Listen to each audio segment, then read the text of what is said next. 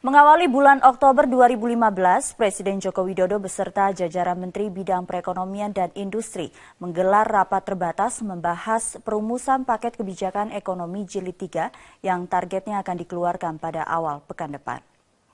Hadir dalam rapat terbatas yang digelar di kantor Presiden, Menteri Koordinator Perekonomian, Menteri Keuangan, Menteri Agraria dan Pertanahan, Menteri Kelautan dan Perikanan, Menteri Perindustrian, Menteri Keuangan, Dirut Pertamina, juga Kepala Staf Kepresidenan dan Sekretaris Kabinet. Saat membuka rapat terbatas ini, Presiden Joko Widodo selaku pimpinan rapat mengungkapkan beberapa poin yang menjadi pembahasan, yakni kemungkinan penurunan bunga bank, insentif jangka pendek dan menengah bagi dunia usaha, program padat karya dalam rangka penyaluran dana desa, serta perhitungan dan kemungkinan penurunan harga premium di tengah menurunnya harga minyak dunia selama beberapa bulan belakangan. Tetapi juga ada insentif jangka menengah, insentif jangka panjang yang masih perlu membutuhkan waktu. Saya kira paket ekonomi yang ketiga ini, jangka pendek,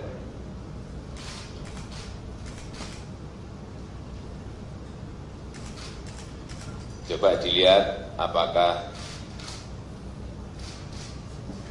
memungkinkan. Yang pertama, bunga bank bisa turun.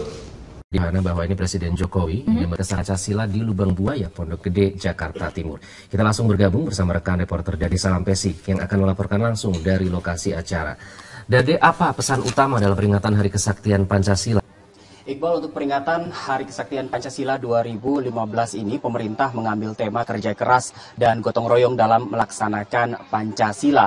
Selain itu, untuk peringatan setengah abad Hari Kesaktian Pancasila di Republik Indonesia ini juga digemborkan atau disosialisasikan slogan Pancasila adalah kita. Slogan ini dimaksudkan agar setiap warga negara ataupun bangsa Indonesia tetap berpegang teguh kepada ideologi Pancasila. Dan jika melihat sejarah, memang Hari Kesaktian Pancasila ini mulai dirayakan mulai diperingati pada 1967, saat itu di era pemerintahan Presiden Soeharto, yaitu Presiden kedua Republik Indonesia, yang mengeluarkan keputusan Presiden nomor 153 tahun 1967 tentang Hari Kesaktian Pancasila. Dan upacara peringatan tadi dimulai tepat pada pukul 8 pagi waktu Indonesia Barat dan berlangsung sekitar 20 menit, dipimpin langsung oleh Presiden Republik Indonesia Joko Widodo sebagai inspektur upacara. Dan peringatan tadi dibuka dengan menyanyikan lagu kebangsaan Indonesia Raya, disusul dengan pembacaan naskah Pancasila oleh Ketua MPR Zulkifli Hasan. Usai memperingati Hari Kesaktian Pancasila, Presiden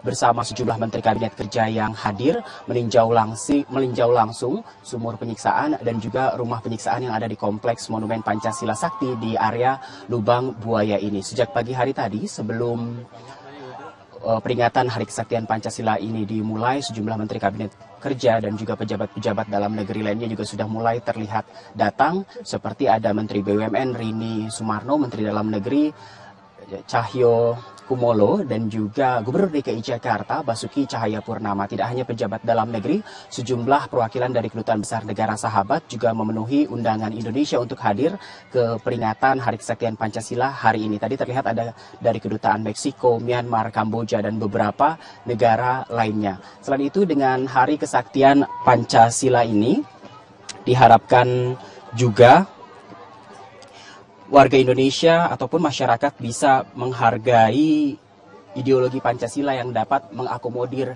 kemajemukan bangsa Indonesia. Sumi, Johanna, dan Iqbal, kembali ke Anda. Baik, terima kasih Dade Salampesi melaporkan langsung dari kawasan Lubang Buaya. Selamat pagi pemirsa, 1 Oktober diperingati sebagai Hari Kesaktian Pancasila. Namun peringatan Hari Kesaktian Pancasila ini semestinya tidak hanya sekedar ritual upacara saja, namun lebih pada pelaksanaan nilai-nilai luhur Pancasila. Mengingat sejak reformasi, Pancasila cenderung jauh dari memori kolektif bangsa yang sudah jarang diucapkan dan dibahas dalam kehidupan berbangsa dan bernegara, dan bahkan diperparah dengan isu-isu isu SARA yang tentunya mengancam persatuan bangsa Indonesia. Nah, bagaimana gotong royong dalam melaksanakan Pancasila itu akan menjadi pembahasan kami pagi ini dalam perbincangan khas 8-11 bersama saya Lucia Saharwi. Sudah hadir di studio Bapak Kacung Marijan, Dirjen Kebudayaan Kemendikbud, Bapak Arief Purboyo Mukiat, Deputi 6 Bidang Koordinasi Kesatuan Bangsa Kemenpolhukam, dan Bapak Arianto Nurhadi, putra almarhum Legend TNI Anumerta NT Haryono. Selamat pagi semuanya. Selamat pagi. Ya, sebentar lagi ya, tanggal 1 Oktober kita biasanya memperingati Hari Kesaktian Pancasila ya, Pak Kacung. Selalu ada peringatan Hari Kesaktian Pancasila setiap tahunnya. Nah, bagi Ditjen Kebudayaan, apa makna peringatan Hari Kesaktian Pancasila ini? Itu memberikan peringatan kepada kita bahwa ideologi bangsa yang menjadi ideologi final itu ternyata masih dipahami belum final oleh kelompok-kelompok tertentu. Maksudnya belum final bagaimana, Pak? Ya, ada yang ingin mengganti itu kan belum final. Oke. Kan? Kalau sudah final kan nggak ingin diganti. Iya. Nah, jadi peringatan ini untuk mengingatkan kita semuanya. Kita harus menjaga Pancasila itu sebagai ideologi final. Kan harus disingkirkan karena memang kita sudah menyepakati itu. Dan bagi kita tidak hanya sekedar menjadi slogan itu ideologi final. Iya. Tapi bagaimana itu menjadi bagian dari kehidupan berbangsa dan bernegara sehari-hari. Oke, tapi benar tidak Pak menurut Anda bahwa sejak reformasi Pancasila ini cenderung dilupakan begitu? Sebetulnya enggak juga, bahwa misalnya secara formal tidak ada lagi penataran P4, iya. Tapi tidak berarti kemudian Pancasila dilupakan semua juga enggak. Bisa saja pelajaran yang berkaitan dengan Pancasila juga masih ada. Orang yang berusaha untuk mengamalkan Pancasila juga ada. Ya kan, ketuhanan yang Maha Esa. Kita percaya kepada ada Tuhan. Kan masih banyak tuh. Kemanusiaan, orang yang punya perhatian kepada nilai kita juga banyak. Oke, ada yang gontok-gontokan, tetapi yang ingin persatuan juga masih banyak. Jadi niat dan tekad untuk mengamalkan nilai Pancasila juga masih banyak. Walaupun secara formal memang sebelum tahun 98. Oke, Pak Arianto sebagai anak salah satu pahlawan revolusi ya Pak ya, apa makna kesatuan Pancasila bagi Anda? Ya, kalau kita lihat sebetulnya begini, Pancasila kan merupakan dasar negara dan juga merupakan sebagai simbol daripada pemersatuan bangsa ini, dan juga sebagai asasnya di dalam mempersatukan bangsa ini. Kalau saya melihat ya, sebetulnya momentum ini tanggal 1 Oktober besok itu adalah merupakan momentum di mana kita itu bisa merenung kembali, melihat refleksi kembali mengenai apakah nilai-nilai Pancasila itu.